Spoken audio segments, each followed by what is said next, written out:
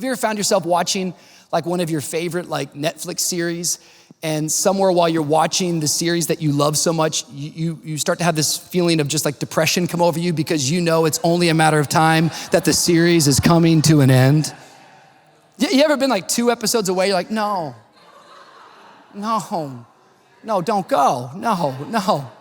I've noticed this about myself that like, I don't want the series to end.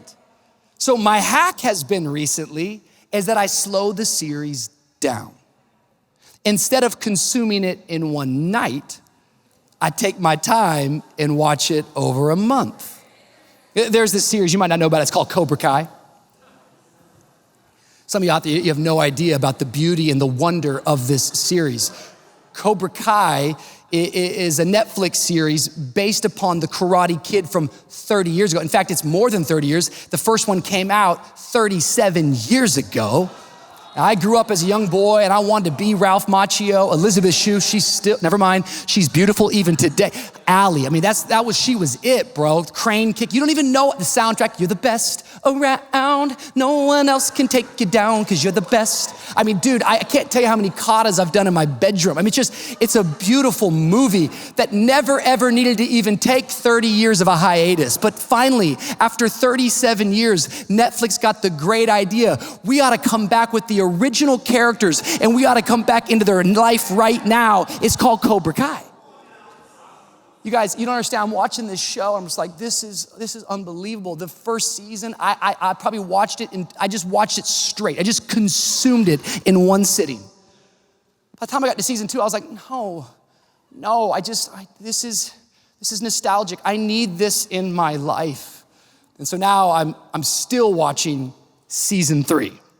I decided I would slow it down, that I would enjoy it and not get too used to it.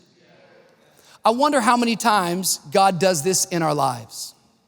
I wonder how many times God looks at you and I and he understands the human condition. He knows our typical behavior. He knows our typical response. And what he does is he looks down upon you and I and says, you know what? I'm going to create a boundary. I know these people want all that I have to offer them, but instead of just giving it to them all in one sitting, I'm going to reveal myself to them over time. Can I preach it this way to you? God is not like a Netflix series. Everything he has for you cannot be consumed in one sitting. Your God is not a one-hit wonder. You can't put him on repeat and just get used to him. He's too big for that. He's too great for that. Instead, he slows it down. And what he says to us is he says that if you want a real relationship with me, you're gonna have to learn how to wait on me. I don't just have mountaintops in store for you. No, I'm gonna take you deep into the valley where we will develop intimacy. God is not looking for distant fans. He wants intimate followers. And if familiarity breeds contempt, imagine what intimacy can create. I wonder today if you feel like you're waiting on God, could it be that he's just slowing it down, that he might continue to reveal himself to you in a way that you're not just simply walking around saying, I'm used to God.